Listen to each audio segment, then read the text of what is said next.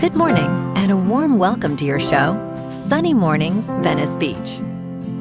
I'm your host, Melissa, and it's Monday, July 6th. You'll be interested to know, 141 years ago, today in 1885, Louis Pasteur administered an experimental rabies vaccine to a boy bitten by a rabid dog, marking a bold medical trial that followed his laboratory work on germ theory and immunity.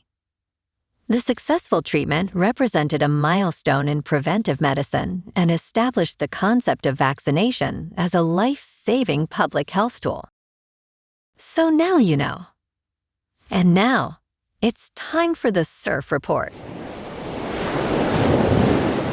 This morning, it's looking clean with waves at 2 to 3 plus feet. Conditions will remain fair as the day progresses, holding around 2 to 4 feet until the afternoon. Winds will shift onshore, starting at sideshore at 3 miles per hour, increasing to onshore at 10 miles per hour by late afternoon. Best time to ride is at 6 a.m. with a 2-foot outgoing low tide, when the southwest swell is 2 feet at 16 seconds, and the offshore wind is 2 miles per hour. The first low tide on Monday will be 1 foot at 8 a.m., followed by a 4.5-foot high tide at 3. The nearshore buoy at Santa Monica Pier reads 70 degrees for the water temperature. Conditions remain consistent with 3+ feet surf and clean conditions on Tuesday. Wednesday sees a slight swell increase, bringing 3 to 5 feet waves and clean faces early before shifting to fair conditions later. Thursday holds steady at 3 to 4 feet, with clean waves in the morning, but choppy conditions develop by afternoon, making it less favorable. This morning, there's patchy fog, and it feels like 68 degrees with no wind. The sunset will take place at 8:08, and it will rise again tomorrow at 5:49. It looks like we're in for some patchy fog before 11 a.m., then mostly sunny with a high near 69, accompanied by a light south breeze, around 8 miles per hour. If you're inland, it will hit a high of 72. Tonight, expect patchy fog after 5 a.m., along with partly cloudy skies and a low around 63, with light winds around 8 miles per hour. Looking ahead in the weather, Tuesday starts with patchy fog before 11 a.m., then turns mostly sunny with a high near 71 and a south wind around 10 miles per hour. Wednesday through Friday remain mostly sunny with highs near 71 to 72 and mild nights in the mid-60s. Bonjour, food enthusiasts. This podcast is brought to you by Versailles Cafe and Pastries in Encinitas. Nestled on El Camino Real South, just north of Encinitas Boulevard, this cafe is a haven for culinary delights. Indulge in their amazing Eggs Benedict or their gluten-free crepes. You can grab a panini for lunch or just breeze on through to get your morning coffee. They are open every day from 8 to 5. So stop on by and don't forget to tell them Sunny Morning sent you. In local news, California is launching a new $3,500 instant rebate program for first-time electric vehicle buyers, stepping in to fill the void left after the federal government eliminated its $7,500 plug-in tax credit.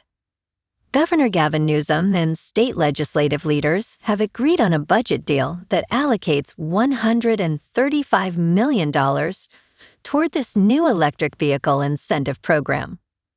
The discount will be available immediately at purchase to buyers and lessees, rather than requiring them to wait for a tax credit. However, strict price caps apply with qualifying new electric vehicles not exceeding $50,000 and used electric vehicles capped at $25,000.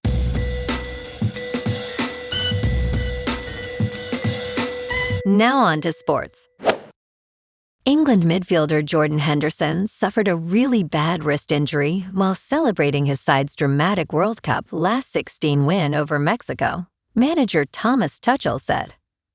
Henderson appeared to land awkwardly after falling from the advertising hoardings following England's 3-2 victory and was pictured leaving the pitch on a stretcher.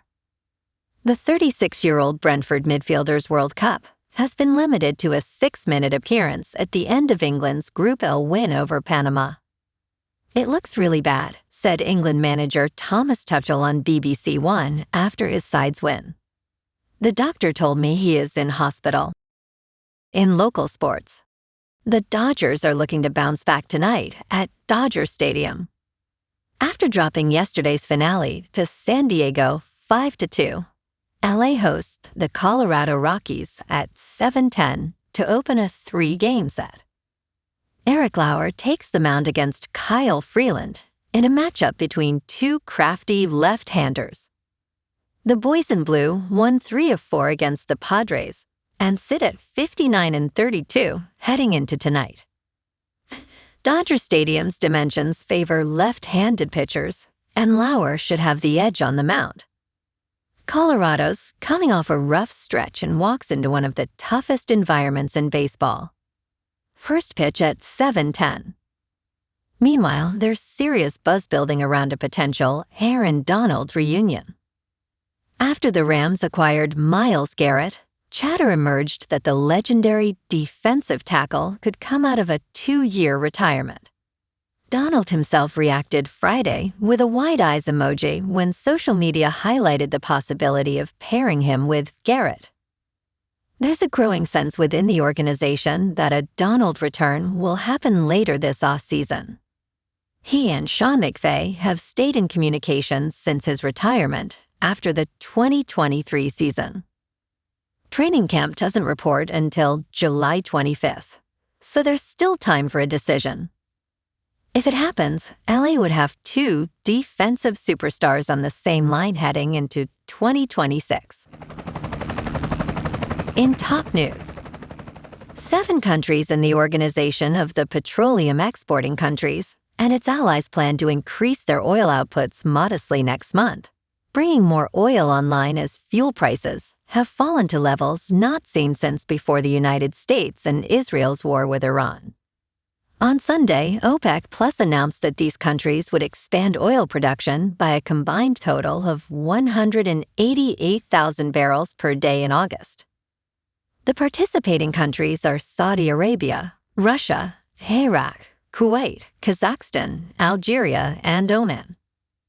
The group stated that they will continue to monitor market conditions and reaffirmed the importance of a cautious approach. In business news, Germany's savings and cooperative banks are rolling out crypto trading to retail clients, wiring Bitcoin into the apps of institutions that hold roughly 80 million customer relationships in a country of 84 million people.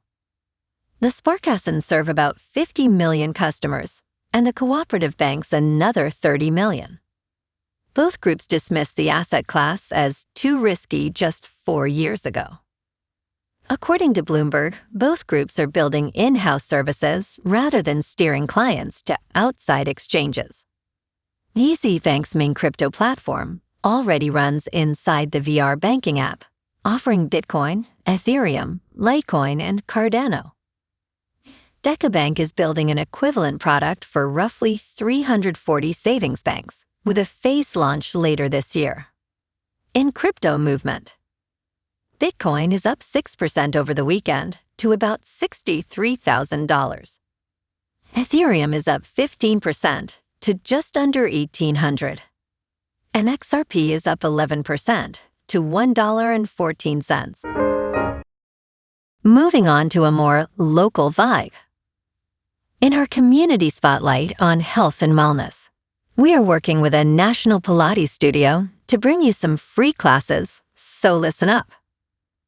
Check out Club Pilates, with several locations in the San Diego area. Pilates presents a comprehensive wellness approach, cultivating strength, reducing tension, and elevating mental well-being. Scientific research affirms its benefits. So now you can check out Club Pilates for a free class, with locations in Encinitas, Solana Beach, Oceanside, La Jolla, and more. Just be sure to tell them Sunny Morning sent you by. And now, back to the show. Let's talk tech. Some of the nation's wealthy are allowing artificial intelligence to teach their children instead of using traditional schools. They are investing tens of thousands of dollars for their kids to become beta testers for unproven technology. Companies like Forge Prep and Alpha School are charging families significant amounts to provide AI tutors and interactive workshops. Sean Johnson, a venture capitalist from San Francisco, plans to send his son to a $75,000 per year Alpha kindergarten. Concerns arise over the lack of evidence that these AI-guided schools are enhancing educational outcomes.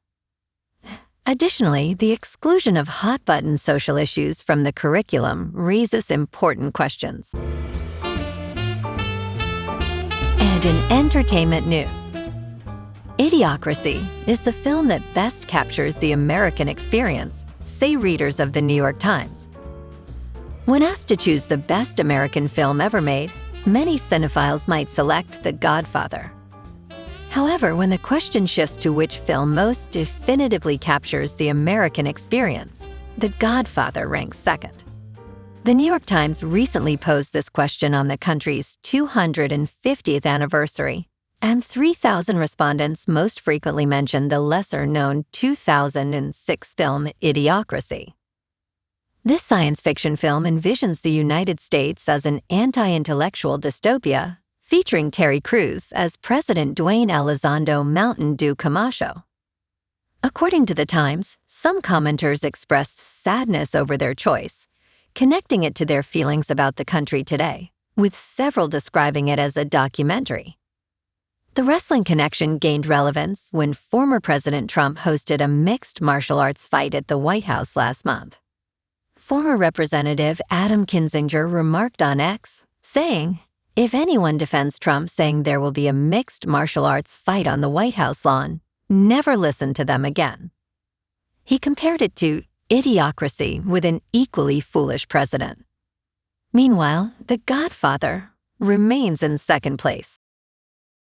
Well, alrighty, folks, it's time for the quote of the day. And today, our quote comes from the French philosopher and writer, Voltaire. And he said, "The art of medicine consists in amusing the patient while nature cures the disease." And that's a wrap for this morning. You can check out our Instagram, YouTube, and TikTok for some captivating aerial videos with local news and the surf reports. Have an amazing day, my good friends. We'll see you tomorrow with another episode of Sunny Mornings Venice Beach.